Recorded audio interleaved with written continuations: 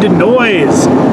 As is usual with every single trip I have made since last September, and as I record this, it's late March 2021, there is a windstorm. There is a windstorm, a blizzard, or a snowstorm every single time I go anywhere, any direction. It's not just this particular highway, although this one is known to be bad. So, whatever. It's kind of hilarious in a way. We're talking about transportation today. So, Pete, buttigieg, whatever, butt plug, whatever. Pete, the transportation secretary, has made the radical statement that personally owned vehicles, cars, should not be required by anyone to lead a prosperous life in the United States. Now, I want to be really specific about this one, okay? Because I'm in a lot of arguments about it, because I contest this greatly on several principled grounds, and if you've watched this channel at all, you know that I have been talking about this, thinking about this, arguing about this for literal decades. What Pete Buttigieg said, as he said it, with the meaning of the words involved, is a fiscal and physical impossibility.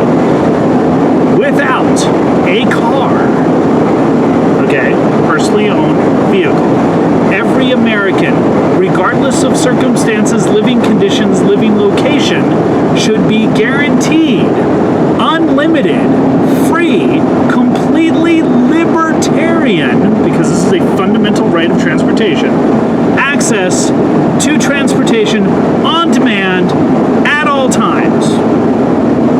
This is a fiscal and physical impossibility. And even if you back this down a little bit and make it just reasonable, in the sense that we as Americans understand our right to travel, it's still a fiscal and physical impossibility.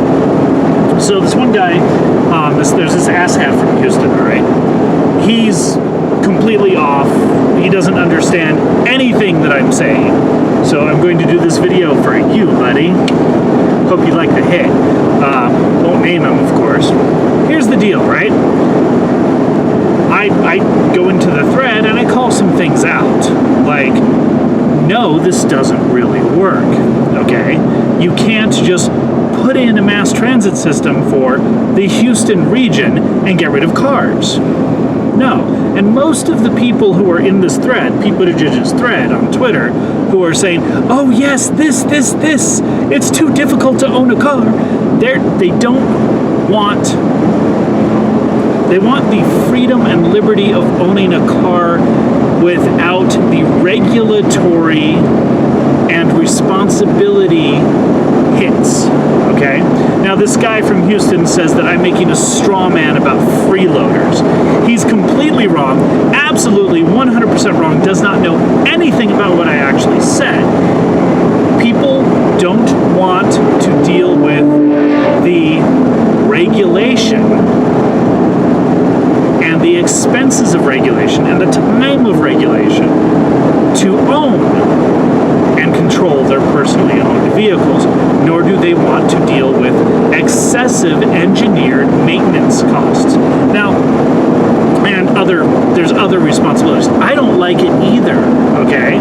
If I could have a lower maintenance electric vehicle that did the job better than this pickup truck, I would be gleeful. Remember my videos, bigger, better, faster, more. If you make electric vehicles bigger, better, faster, more, it's a win. First thing you do is you get rid of the excessive regulation, okay? And we've talked about this before. There are classes for this. Mr. Houston guy, because you are too dumb to read anything I said, what I'm talking about isn't freeloaders. I'm talking about people not wanting to deal with over-regulation, infringing regulation, and costs, okay? It's not that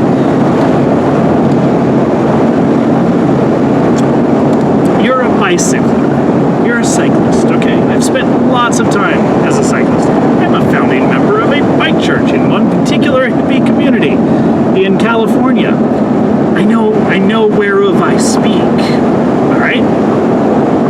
Not everyone is a cyclist. So if you structure your independence of movement around cycling, okay, so all of your light rail, your magical light rail that just magically appears free of charge on the sides of the freeways in Houston and serves all of the areas because there's a freeway in Magnolia. Sure there is. There's a freeway right through the middle of the Heights, right?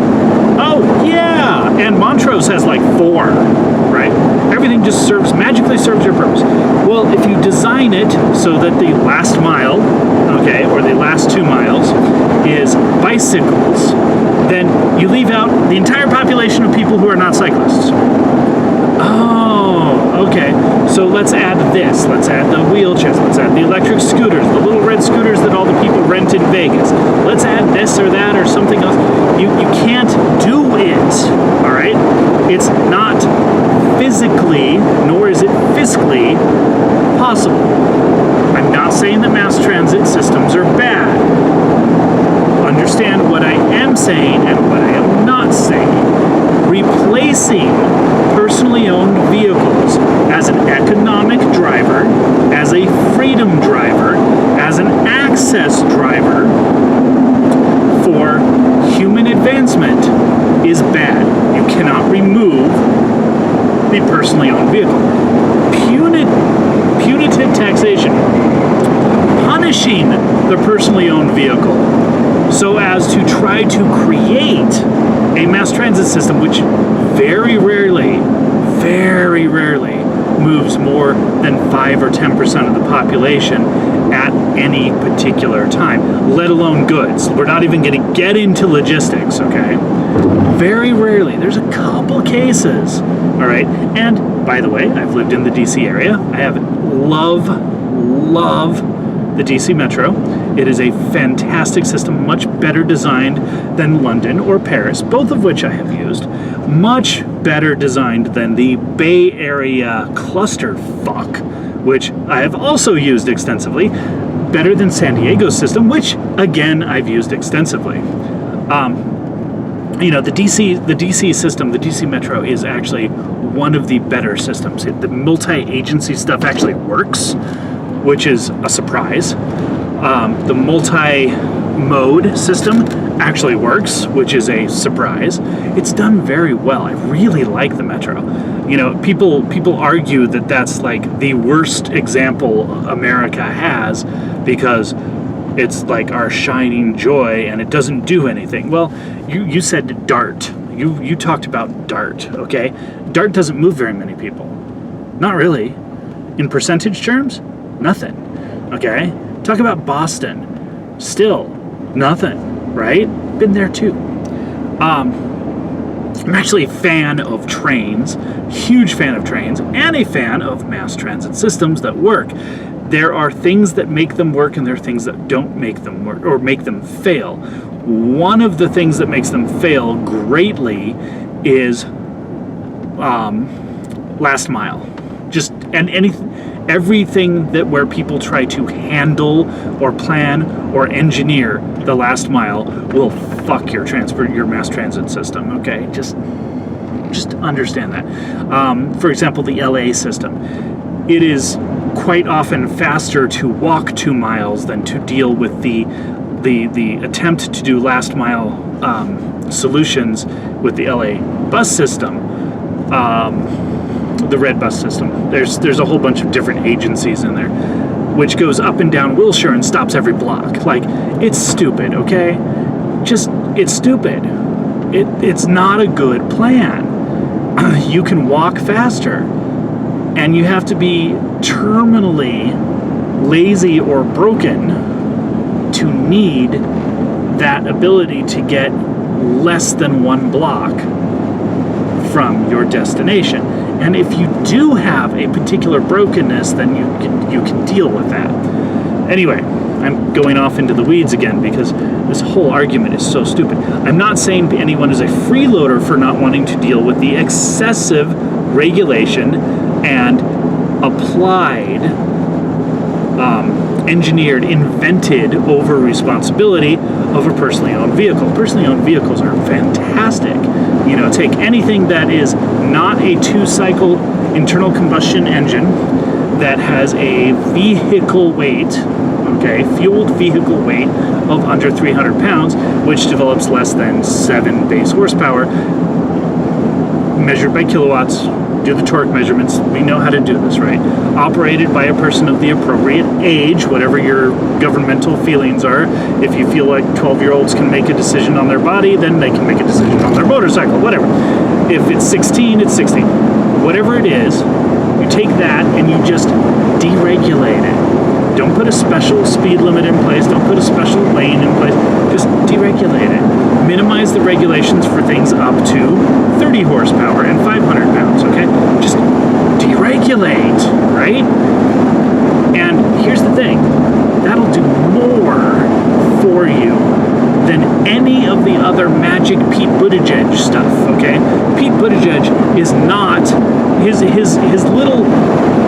thing is ridiculous. Many of the most productive and prosperous members of society are productive and prosperous because of what they do. And sometimes what they do requires more freedom of movement than any mass transit system can provide. Farmers, for example, successful farmers tend to be in the higher income groups in the United States. You cannot mass transit farms. No, you can't. Just end of story. You can't do it. You can't. Light rail. Light rail is very expensive per mile to build. It's a useful long amortization, but it is very useful per mile to build. You need to know what you're going to do with it, how it's going to work, where it's going to go, and that you're going to need it in 50 years because that's your amortization schedule, okay? Buses are kind of the worst of all worlds, and there are much better systems than the traditional bus. For all that I complain about the Wilshire Avenue buses in LA, the concept is actually accurate, but it should be a 1 mile at absolute minimum half-mile stop. There should not be a stop every block. All right, this is actually a really big problem with the system. Okay, sunglasses on. Woo! It's a driving thing. So, Mr. Houston, you don't understand what I'm talking about. You don't understand why Pete Buttigieg is so full of shit. You couldn't. I'm not going to say that. That'll get me banned from the internet. Okay? You don't understand. All right? You don't know where I'm coming from. You think I'm some sort of anti-mass transit, horrible right-winger. And I'm really not. Okay? But you can't try to punish people to build your mass transit systems. You can't try to lay a moral value judgment on people seeking their employment. Okay? There are these things you cannot do and have your arguments, anything you're saying, actually work. Okay? So that's that. About as far as I'm going to go. And, I'm calling you out and I'm calling you dumb, but go ahead and respond. Maybe we can actually have a conversation, but not until you stop accusing me of stupid shit that you don't understand. Stay sideways and have a great day.